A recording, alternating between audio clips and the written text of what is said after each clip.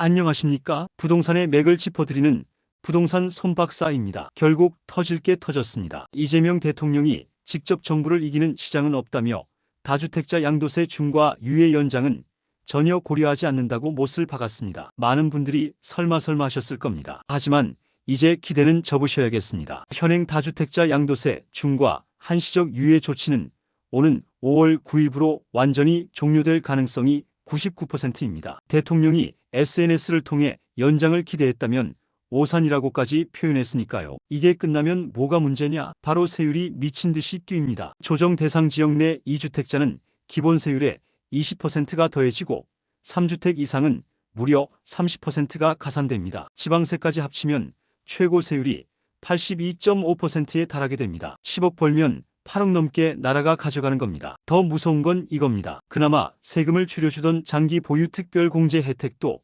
중과가 부활하면 싹 사라집니다. 10년을 갖고 있었든 20년을 갖고 있었든 투기성 자산으로 간주해서 공제를 안 해준다는 거죠. 소장님의 분석에 따르면 양도 차익이 15억 원일 때 지금 팔면 세금이 약 5억 6천만 원이지만 중과가 부활하면 2주택자는 9억 원이 넘게 나옵니다. 그냥 앉은 자리에서 34억 원이 세금으로 더 나가는 겁니다. 억울해서 잠이 오겠습니까? 그런데 여기서 아주 중요한 변수가 하나 생겼습니다. 원래는 5월 9일까지 잔금을 치러야 했는데 대통령이 5월 9일까지 계약한 건에 대해서는 유예를 검토하겠다고 밝혔습니다. 시간이 너무 촉박하다는 불만을 의식한 거죠. 그럼 지금 당장 팔까요? 손 박사님?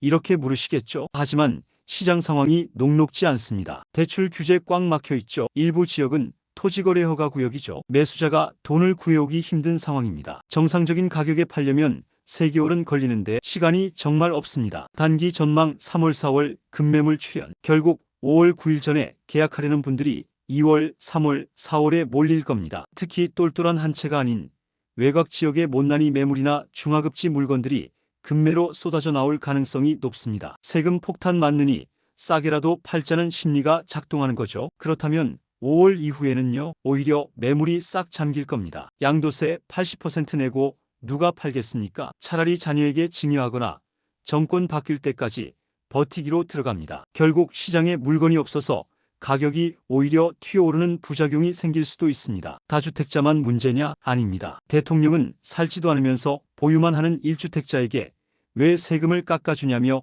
1주택자 장기 보유 혜택 축소까지 시사했습니다. 갭 투자하신 분들 정말 긴장하셔야 합니다. 지금 부자들은 어떻게 움직일까요? 전략은 명확합니다. 좋은 건 절대 안 판다. 나쁜 것만 판다. 상급지 똘똘한 한 채는 지키고 덜 중요한 물건부터 정리하는 가지치기에 들어갔습니다. 이로 인해 지역 간 양극화는 더 심해질 겁니다. 부동산이 이렇게 꽉 막히니 자산가들은 주식이나 실물 자산으로 눈을 돌리기도 합니다. 최근 정부가 주식 양도세 혜택을 언급하기도 했고 은실버 같은 산업 필수 원자재가 공급 부족으로 뜰 거라는 전망도 나오고 있죠. 포트폴리오 다변화도 고민해 볼 시점입니다. 자, 정리해 드립니다. 내가 3주택 이상이거나 세금 부담이 너무 큰 중하급지를 갖고 있다. 정부가 계약일 기준으로 유예를 해준다고 할 때 이번 봄에 과감하게 가격 낮춰서라도 터는 게 맞습니다. 소탐대실하지 마시고 과감한 결정이 필요합니다. 반대로 입지가 너무 좋아서 도저히 못 팔겠다. 그럼 버티셔야죠. 대신